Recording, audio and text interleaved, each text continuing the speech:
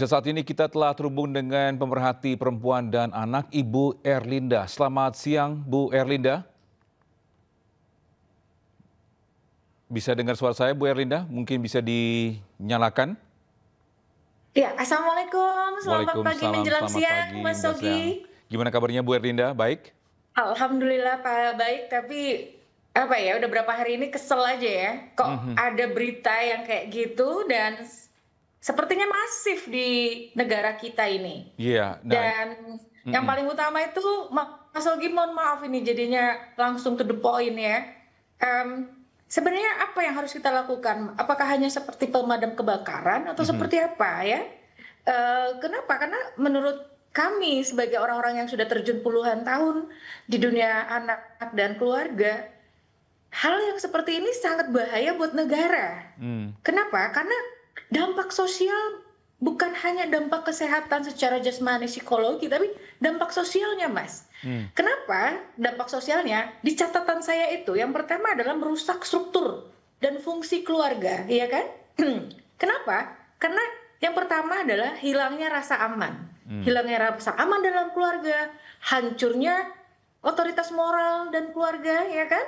Belum lagi yang kedua, meningkatkan stigma dan diskriminasi. Bagaimana korban akan rentan, korban menjadi dalam siklus ya, siklus yang menjadi korban lagi dan korban lagi.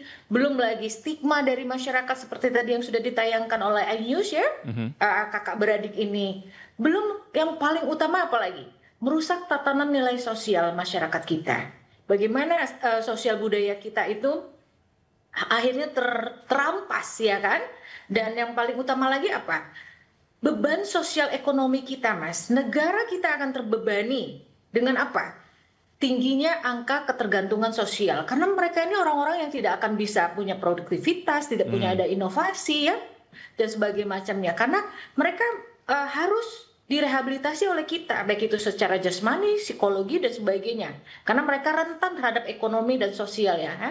Belum lagi negara harus menyediakan layanan hukum, psikologis medis, rehabilitasi yang jangka panjang, yang kita sendiri juga tantangannya adalah psikolog kita di Indonesia ini jumlahnya sangat minim. Belum lagi apa? Potensi reproduksi siklus kekerasan. Karena Mmm. mereka akan selalu melakukan yang demikian.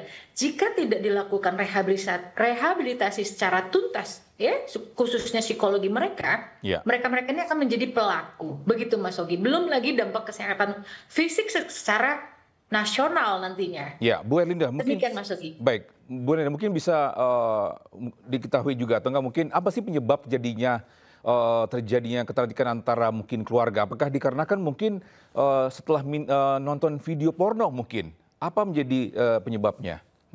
Iya, pemicu utama Mas, pemicu utama paling utama ya, kalau video porno ataupun hal-hal yang buruk yang kita tonton ya, itu Mhm. adalah trigger. Oke. Penyebab utama adalah mindset. Mindset setiap manusia, jika mereka tidak diasah, tidak dikuatkan secara mohon maaf ya, saya ngomong apa adanya, Mhm. moralitas, etika, dan agama terutama, mereka tidak akan pernah mengetahui bahwa itu apakah benar salah, itu apakah melanggar pidana, itu apakah melanggar moral, tidak ada. Jadi perilaku mereka itu dalam tanda kutip karena pada dasarnya di dalam seorang manusia itu kan ada perilaku yang agak-agak mirip dengan hewan ya kan. Nah, itu di-trigger oleh tontonan-tontonan yang pada akhirnya mereka melakukan. Apalagi mereka sudah kerusakan di sini, di sel frontal cortex akibat dopamin yang ada hormon yang namanya dopamin Mhm. yang selalu di-trigger untuk ada. Karena dopamin ini sangat buruk dibanding kebalikannya dengan endorfin. Kalau endorfin kan rasa bahagia dan sebagainya. Kalau dopamin memang membahagiakan, menyenangkan, namun adiksi yang buruk. Nah, ini yang mengakibatkan mereka tidak mempunyai kekuatan karakter mental yang positif, yang Mhm. pada akhirnya pada saat mereka di-trigger dengan minuman keras, apalagi pornografi, nah disinilah mereka rusak ya dalam arti kata karena disfungsi sosial, disfungsi keluarga sudah tidak ada, mereka juga tidak punya pola pikir yang positif, pola asuhnya juga buruk, mereka masuk dalam hal demikian. Tapi pertanyaan saya tuh Mas adalah kenapa komunitas itu sebegitu besarnya? Karena kalau dalam teori Mhm. 3.200 itu wajib dikalikan 6 kalinya. Itu yang ada di komunitas, bener nggak Mas Ogi? Pertanyaannya, jangan-jangan yang mereka tidak masuk dalam komunitas itu berkeliaran hari ini ada di lingkungan kita. Iya kan? Nah, ini bagaimana kerusakan moral. Tapi tadi yang sudah saya sampaikan banyak dampaknya. Nah, artinya hari ini ada wajib kita apresiasi. Saya pribadi sangat mengapresiasi, pasti teman-teman semua apresiasi ya, kerja kerasnya Komdigi. Namun kami meminta dengan segala hormat bersama sahabat-sahabat kami di Mabes Polri, khususnya Siber ya, yang ada di Polda-Polda juga, ayo bekerja sama dengan Komdigi. Komunitas ini jika memang ada nanti bisa dikenakan pasal, tegakkan hukum supaya apa? Diberikan efek jerah. Karena ini merusak tatanan, merusak yang tadi sudah disampaikan, dan korbannya ini adalah saya miris, innalillahi begitu ya. Ya Allah, ada anak kecil di bawah usia 10 tahun, di bawah 5 tahun, mereka mendapatkan, ini kan masuk dalam ranah hukum kekerasan seksual. Ya. Artinya bagaimana instrumen Undang-Undang Perlindungan Anak, instrumen Undang-Undang Tindak Pidana Kekerasan Seksual, ayo bersama dengan Komdigi, Mabes Polri, teman-teman Kementerian PPA, KPAI, semua elemen masyarakat ya, filantropi. Yuk kita betul-betul perangi ini, dan ini adalah masalah nasional, Baik. bukan masalah domestik. Baik, Bu Erlinda, mungkin bisa dibilang tadi mungkin ada faktor mungkin nonton video porno. Apakah ini juga terkait dengan mungkin dari kekurangan edukasi dari orang tua? Mengakibatkan Mas. mungkin mereka Iya, tidak tahu itu bahwa itu salah atau benar. betul sekali Mas. Yang tadi sudah saya sedikit sampaikan bahwa pola asuh yang tidak memahami bagaimana tumbuh kembang anak ya, belum lagi misalnya diperkuat dengan moral-moral pilar agama, Ya. pilar sosial, itu pola asuh yang tidak diberikan ya. Inilah jadinya ya komunitas-komunitas itu. Artinya belum lagi pola asuh yang tidak memberikan pendidikan seksual secara dini. Ya, Karena setuju. kita kan sampai hari ini masih tabu ya Mas Ogi, bener nggak? Setuju. Ya kan? Nah, ketabuan inilah yang membuat permisif kita seolah-olah pembiaran. Padahal pada saat si misalnya ya, nauzubillah min dzalik, si kakak kandung atau om ya melakukan hubungan itu Intim. yang tidak selazimnya, harusnya kan kita tidak membiarkan, ya kan? Dan sedari kecil kami sudah sampaikan, tolong dan tolong, yuk hari ini harus segera edukasi secara nasional melalui apa? Kurikulum. Saya masih ingat ya, ibunda saya Prof. Koni, mantan rektor UNJ. Saya ingat sekali bagaimana di tahun 98 2000 itu beliau mengatakan, ayo lakukan pencegahan agar anak-anak kita tidak masuk dalam pornografi. Pelajaran sexual education ya, Bu Edukasi ya? seksual.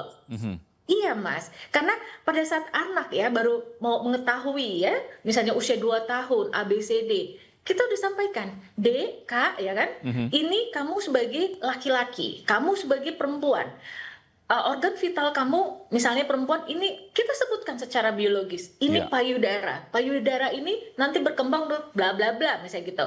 Tidak boleh dipegang. Nah, kalau untuk kami kan kami bersama Kak Seto dan teman-teman ya, kamu sudah membuat lagunya.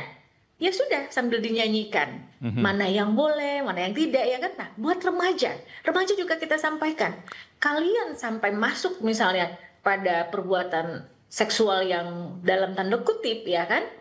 Ini loh, potensi dampak buruknya. Misalnya penyakit kelamin, ya kan? Ya. Misalnya nanti kehamilan yang tidak diinginkan. Atau nanti, ini bahaya kalau misalnya teman-teman tahu, kalian akan terstigma. Itu Mas yang harus kita lakukan secara berjenjang, berkelanjutan, dan tersistematis untuk setiap usia, karena setiap usia berbeda cara menerima apa yang disampaikan orang dewasa ya. Artinya pedagogi, andragoginya harus kita berikan. Nah, tapi kita karena lemah pada keluarga, pola asuh keluarga kita ini sangat lemah, harus segera diambil alih pemerintah pusat dan pemerintah daerah sampai ke pemerintah desa. Kenapa? Karena ini adalah bom waktu Ya, untuk kita semua. berarti bisa dibilang ini kita harus ada edukasi dini ya, Bu Erlinda ya. Betul sekali, Mas. Edukasi tentang tadi yang sudah saya sampaikan Ya, ya, batasan hubungan baik. Bu Erlinda, tentang ya baik, yang terakhir Bu Erlinda, harapan dari Bu Erlinda agar tidak terlagi kasus-kasus ini di Indonesia. Iya, harapannya kami memberikan beberapa masukan kepada pemerintah ya. Mhm. Tadi tentang bagaimana edukasi seksual secara usia berjenjang, berkelanjutan itu segera dimasukkan, diintegrasikan dalam kurikulum yang ada ya, bisa masuk nanti dalam kurikulum apapun.